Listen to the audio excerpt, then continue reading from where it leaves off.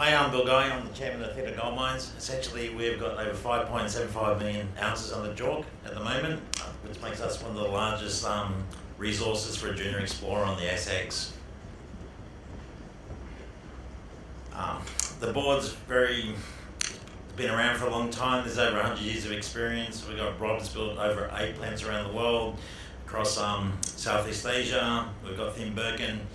Thin is a very experienced South African. He actually built the Chepi mine in manganese mine in South Africa. It's the third largest mine in the world and number one on the African continent.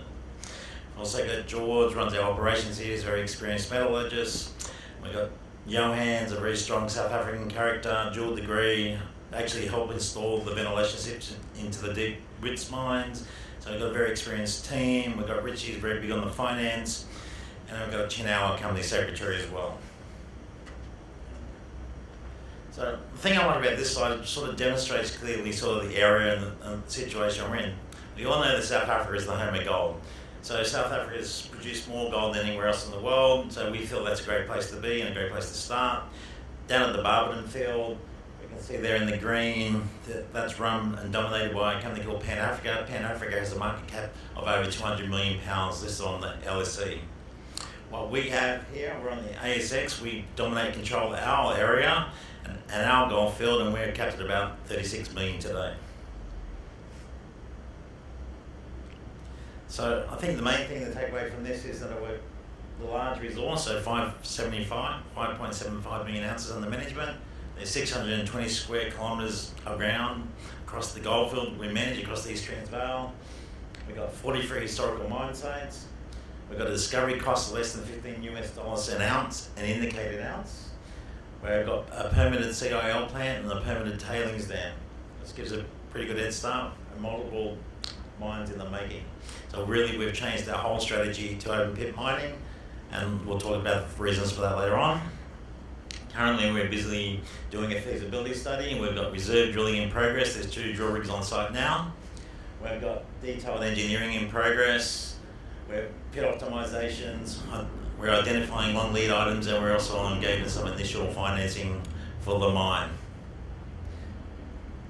So this just gives you a sense of the size of the field. So this field's about 70 kilometres long over 2 areas. The northern area is the Pilgrim's Rest area, the southern area is the Sabi area.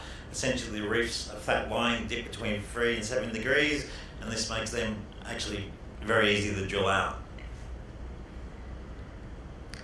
Last year we put about 600,000 ounces through our drill program into a project called Theta Hill. Theta Hills will be our first deposit, and the idea is to bring it online first. There was over 15,000 metres of drilling completed.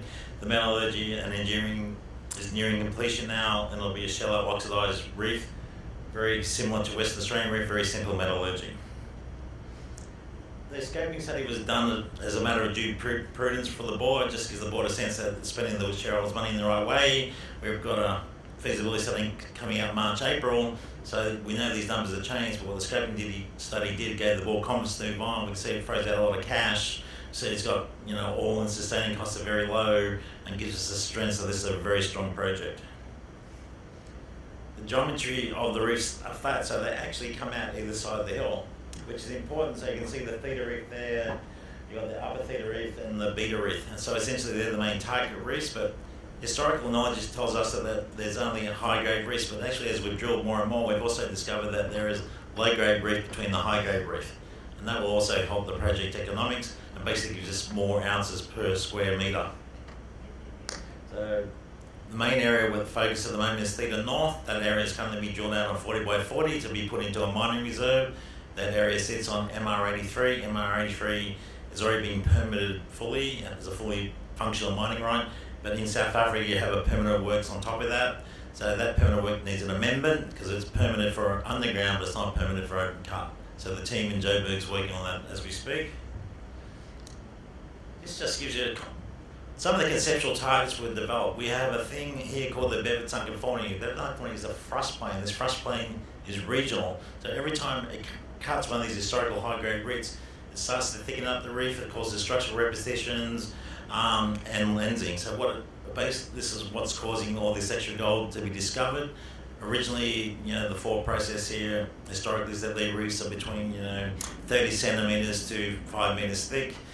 Some of our reefs now are over 11 meters, and it's because of this thrusting plane causing structural repetition, lensing, and what they call leaders here in South Africa, which are effectively tension gashes.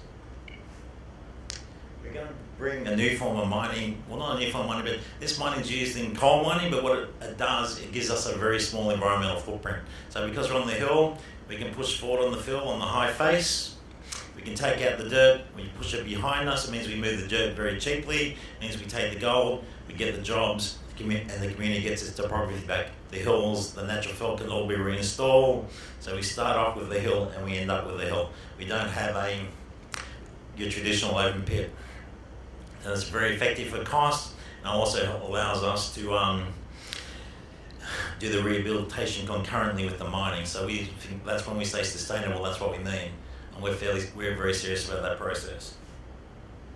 Here's the boys. A lot of people have stood up today and they're going to show you pictures of plants and cartoon drawings and conceptual things. We have a plant, it exists, it's connected to power, it's connected to water. It's been in operation for over 30 years. It pulled gold in 2015. We're in the process of now doing detailed design drawings to expand it and make it bigger and repair some of it. But that's going to come in around 11 million US. So it's really a repair job rather than a development job. That plant is fully permitted. So as far as the South African Department of Mines is concerned, we actually put in annual and quarterly environmental reports as if we're an actual operating mine. We just don't pour gold bars. And the tailings dam is also fully permitted. This just gives you a sense of the area. So the first phase is to put in a plant that can cope with about sort of 500,000 tonnes per annum. Then we'll go to 1 million, then 1.5. So the idea is that we can organically grow this thing. So as we bring more mines online and more projects online, we can also expand the plant within that permitted footprint. So, like we sort of talked about before, there's 21 reefs here for us to tap into, and the idea what the guys do, they drill to validate. So we have almost 130 years of historical data. So when you close a mine in South Africa, you're handing your plans, you produce an annual report, and what the guys have done, we go through those plans, we redigitize all the sampling plans, we project them to the surface, they go back and drill it and validate it, and that's allowed us to give us this really effective exploration process. We have a lot of historical data for the old production. We bring that into play as well. Now within 3 kilometres of the plant, there's about 8 projects we can tap into. We've already started tapping into Theta Hill. There's 2 drill rigs on Columbia Hill as I speak. There's Desiree and Chai, which we haven't touched yet. Done a little bit on Browns Hill.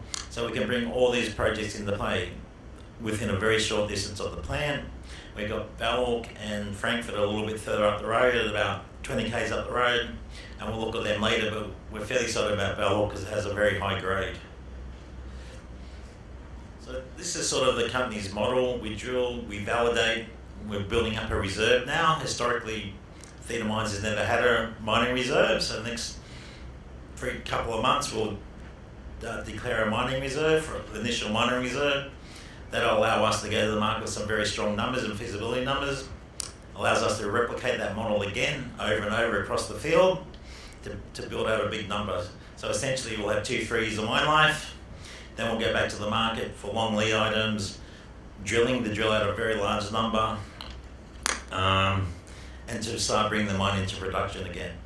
And as all these 3 phases, what it allows us to do is move that resource ounce to a development ounce to a production ounce and move all our ounces up the development curve. So we'll have that large resource will have a lot more value in the coming years. Is there any questions? No.